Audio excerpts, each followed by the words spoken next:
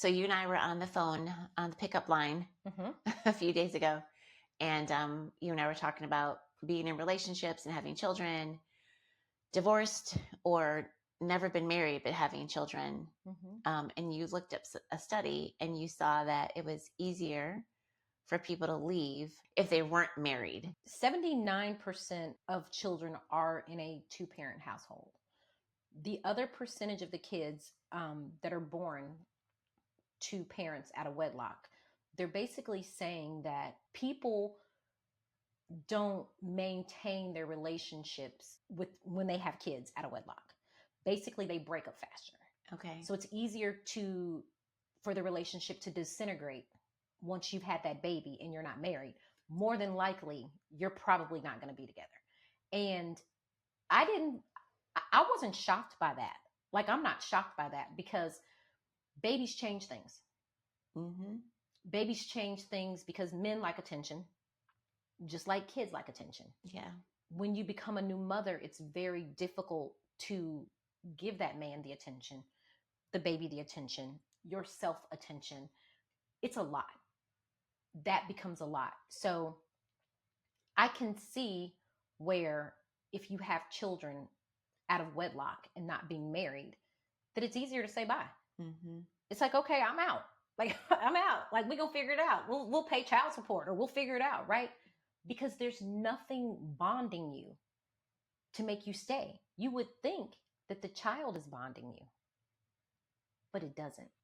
I mean, even in marriage, to your point, like once children are born, in my mind, I kind of envision it being like we're married, we have a baby, we're both doting over the baby, and we're sharing, the responsibility of the baby, and you're getting up at this day, and I'm getting up at this day, this night, or whatever, and it's like just violins. yeah, Oh, yeah, no, and then reality, like you said before, like reality hits is like smack. A baby start crying at 3 a.m. Yeah.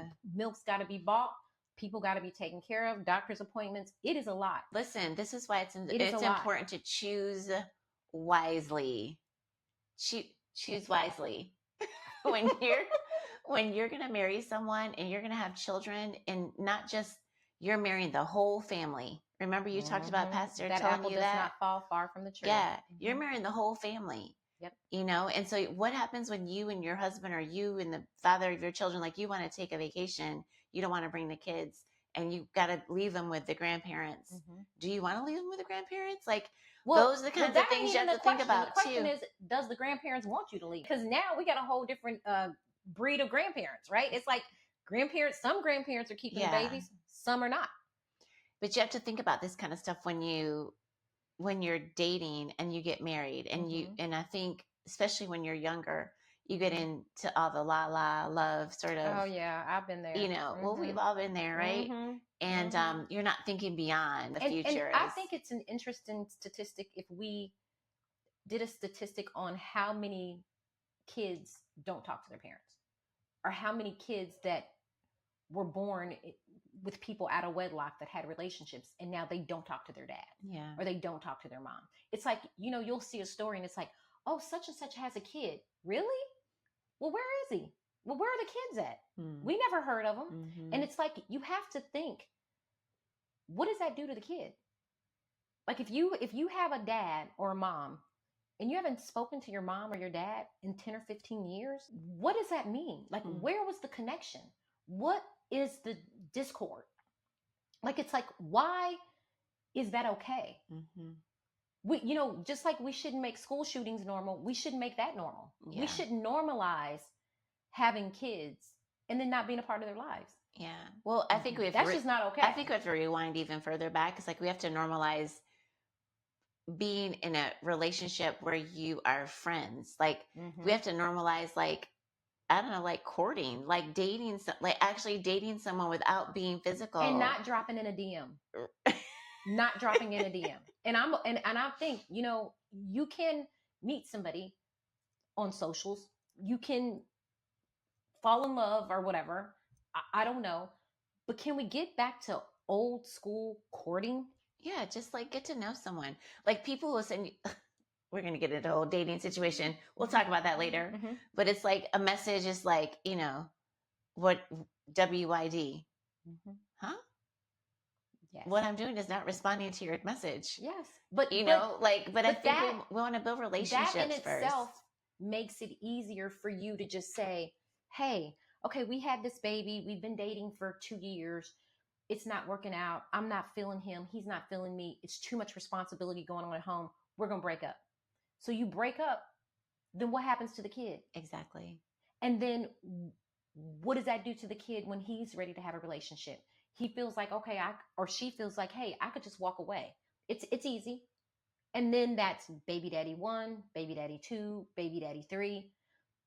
And it's a perpetuating cycle that we need to get back to the basics of dating, engagement, marriage, children. And don't you think it all kind of stems with self-love and like understanding your value and your worth? Yes, but I think I do. For men and women. Yes, for men and women. But I think for some women, with the ratio to men and women is so crazy that some women are like, I'm okay to have a baby by myself. And I think that's okay if you're financially stable, if you are mentally stable, and you can give that child an amazing environment. I feel like, dating and like you said, relationships and courting and all those things are going to help you when you're getting ready to have this family. Yes. Because like you said, you're friends and you get to know that person. Yes, and you know one another. Really get to know that person. My neighbor said to me, we were out to dinner and we asked her how she met her husband. And she said in the library. We were like, what? How cute is that? Like, girl, bye. Yeah, like in the library. She's like, we met. Like at school, like in college. And he asked me out. I don't know if it was his birthday the next day or it was like New Year's. It was a big something the next day. And he was like, do you want to go with me? And they've been together ever since. How cute is that? And they have been friends. So they were friends before they started their family. Right. So it's harder to just leave your friend. And with a friend, like think about the conversations you have with a friend that you may not necessarily have with someone that you're romantically interested and attracted to, because you're so busy trying to like have this persona and this mask, men and women, that you don't let your guard down. I think of the guys that I'm friends with, like we just talk about anything. We talk about everything. And like, that's what your relationship, I think, should be like with a person that you do spend the rest of your life with. And I think that's healthy for the kids to see. Yeah. Because then they look for that in their mate. Like you don't want, like they may say opposites attract, but you don't want to be in a relationship with somebody that you have to fix, because then you got to fix your kids. And the cycle goes on and on and on. It's like generational sin, right? So my son said, he's like, when I get, I'm not having kids until I'm married. And I respect that. I respect that. And he's just like, I'm not. And now I have a beautiful daughter-in-law. Yeah. And he's married. Yeah. And so now I'm excited that, I have grandpups, but now I'm going to have a grandkid one day. I actually thought about that today, about you having a grandbaby. I was like, oh my gosh, pretty soon. Not pretty. I don't know, pretty soon. And I welcome it. I know. I welcome it. I know you too. I had kids not married. I think it's healthier to have kids when you're married.